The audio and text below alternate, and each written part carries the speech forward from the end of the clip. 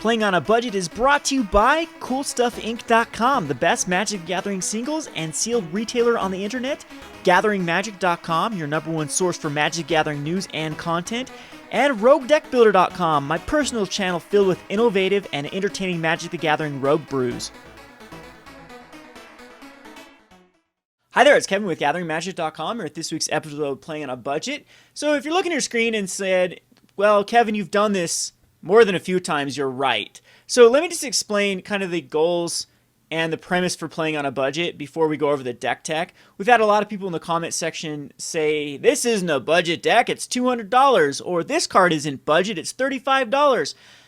What we mean by playing on a budget is we're setting a budget, and Gathering Magic has given me a $100 budget for standard and a $200 budget for modern, and so I'm supposed to work within that premise. The goals of this particular video series is to create the most competitive deck possible. That's also what I do for my channel, Rogue Deck Builder. It's not just about producing kind of wacky or off the beaten path brews. It's about doing so while still staying as competitive as possible. So that's my goal. I am kind of more of a spiky player. I do compete to win, and I try to build decks that you can compete at your local F&Ms and Grand Prix and PTQs and feel good about doing so. Feel like you're going to be successful. When I started Rogue Deck Builder, that was the goal. I was out to prove that you didn't have to copy and paste decks off the internet, and you could be successful by brewing your own rogue decks. And so playing on a budget, it's kind of the same goal. I want to show that you can be competitive with having a low budget like $100 or $200. Now, if we compare that in modern and standard, you'll see that this is very, very budget. Right now, Jund just passed the threshold of $2,000. That means that there is a Jund deck out there that exists.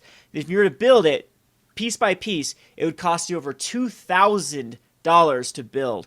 Now, this deck here is a tenth of the price of Jund, and a lot of the decks, I think the average deck in modern is approaching the $700 or $800 mark, and there's other decks that are highly played like Twin that are $1,500. I think Affinity is starting to approach the 800 threshold, and Affinity used to be considered one of those decks where you just had to pick up Mox Opals and everything else was dirt cheap. Well, that's not the case anymore. We have Arcbound Ravagers, Inkmoth Nexuses that are all above $20, and you need a playset of all of them. A few of the more staple uncommons and commons have gone to $1 or $2 a piece, and the deck is nowhere near budget anymore. So I hope that you don't mind a repeat like Skred Red.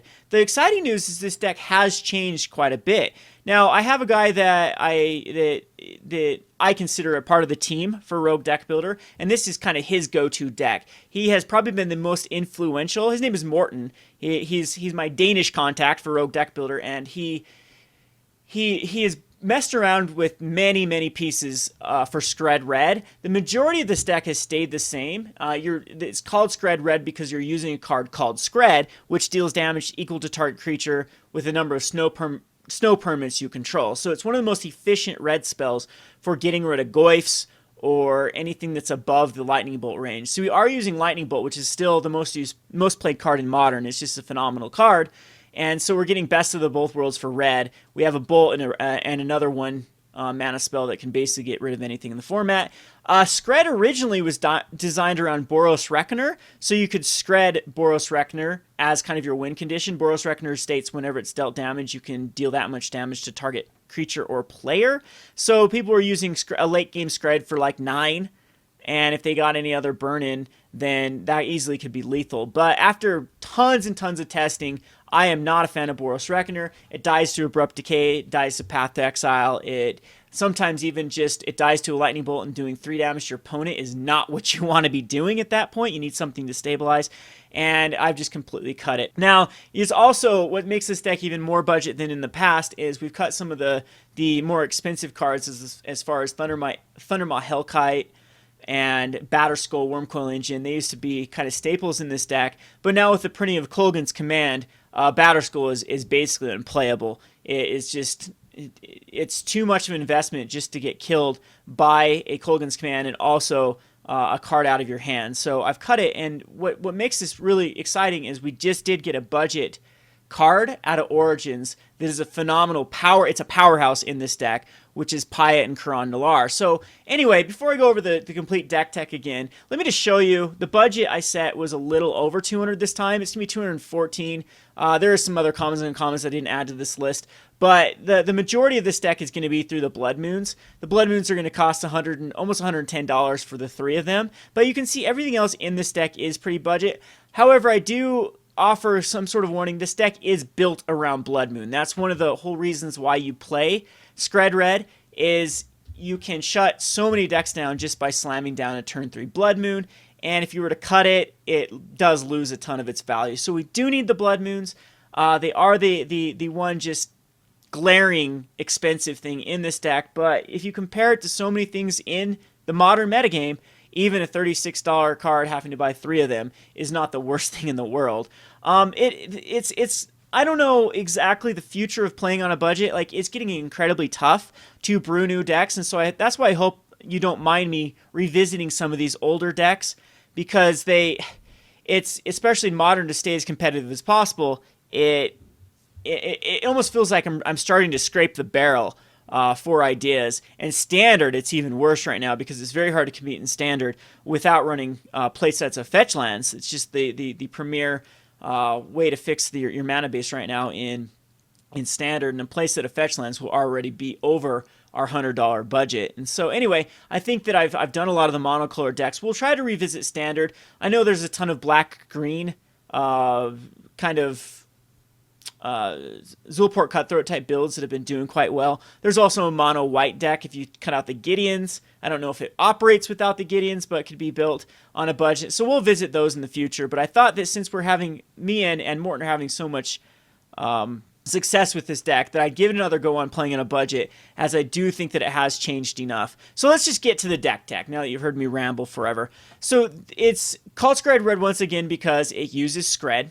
And the other reason why it uses snow-covered lands is Scrying Sheets. Now, currently, Scrying Sheets is bugged on MTGO. It is taking 3 mana to activate rather than 2 mana to activate Scrying Sheets. So I hope we don't have to run into that. But Scrying Sheets is just a nice, efficient way to go through excess lands off the top. So late game, you need to keep up, since we are a 1-for-1 deck. What I mean is we're killing 1 card with Lightning Bolt and 1 card with Skred. We do need to keep up on card advantage, and so we need to avoid drawing lands off the top of our library. And we do this through starting to scry with Scrying Sheets, and also with the Chandra Pyromaster. Now, we are running 3 Pyrite Spellbombs. I just like this card because it kills our Champions and core Firewalkers. It can completely shut this deck down. It also gets around Wild Defiance for Infect, because if they slam a Wild Defiance, your Lightning Bolts can no longer kill their infected cards, but Pyrite Spellbomb is not targeted through an instant or sorcery, so you can still kill their Glistener Elves and Blighted Agents without Wild Defiance saving it. And Skred against Infect can still be above the Wild Defiance, but Pyrite Spellbomb is actually a lot better than you'd think. It's also so good because against other decks where a 2 damage spell isn't good, you can just cycle it away. Relic of Progenitus is run in the main board. There's plenty of decks that utilize the graveyard. Relic is just a great answer for Tarmogoyf. It's actually a decent answer to like the Esper Delve and the Grixis Delve, and even to a point, kind of these Splinter Twin Delve decks that use Tasker to try to cheat out stuff in their graveyard. Snapcaster Mage, it makes Snapcaster a lot less valuable, and it can actually stop some kind of crazy stuff like some Eternal Witness comboing. It can Voice Resurgence doesn't, or not Voice Resurgence. Malera combos do not work anymore if you exile them in response for the kitchen things going to the graveyard. It's just a phenomenal card right now in the metagame. Mindstone is really just to ramp you into a turn 3 Koth, a turn 3 Pia and Kiran Nalaar, or a turn 3 Chandra. Blood Moon, we already talked about how just insanely good it is in the format, in a format that is riddled with very greedy mana bases.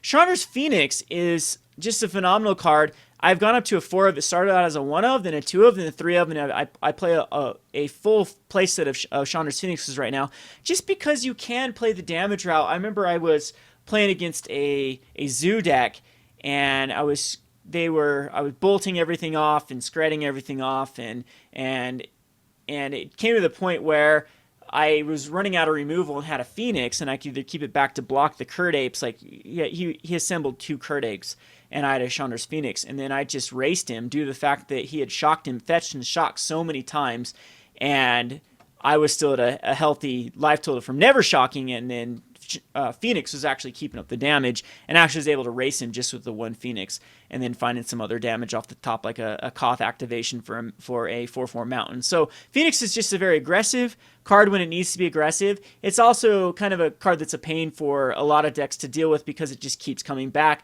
I've used this card to stabilize against Jund.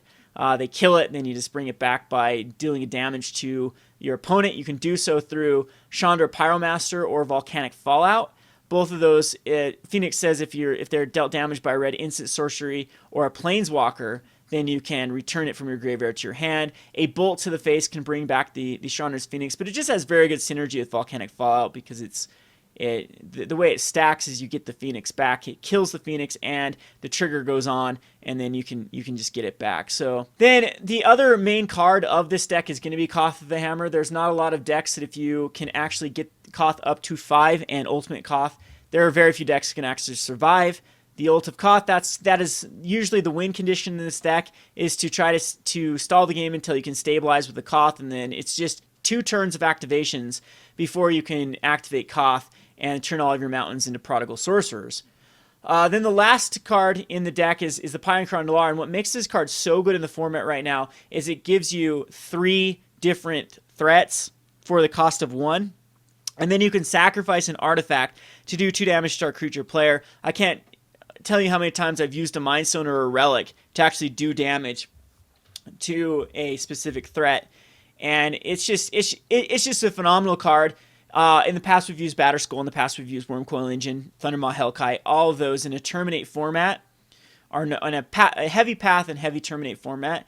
You want something that spreads out a lot of threats. Now, Morton does use Hangerback Walker. I'm not using it in this build for 2 reasons. One, I don't like it because it dies to a lot of exile effects, which I think are everywhere in the format at the moment, and also gets kind of hated out by all the affinity hate that is out there. And even Hangerback to me isn't as good casting for 2 and getting a 1/1 back as it is in Standard. I think that Hangerback's a lot easier to deal with in Modern without really raising it or without sweating too much to deal with it. So I don't like it mainly because of path, but also the second reason is it's nowhere. It would put us way over the budget, so I've decided to opt out.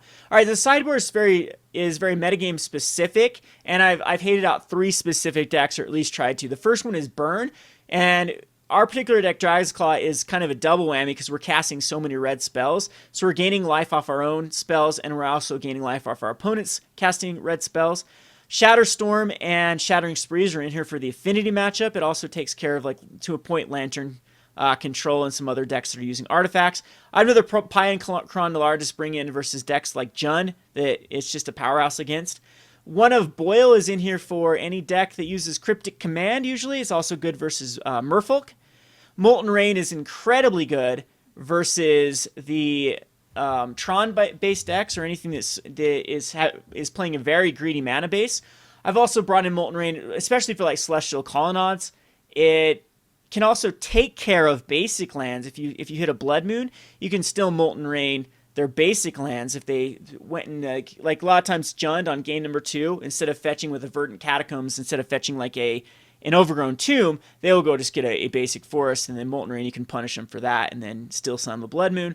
And then Shattering Spree was again for the affinity, and Rending Volley is basically in here for twin. Now we do have a nice little, we have a main board threat against always making them a little hesitant to go off with twin with Skred, being able to take care of the Deceiver Exarch.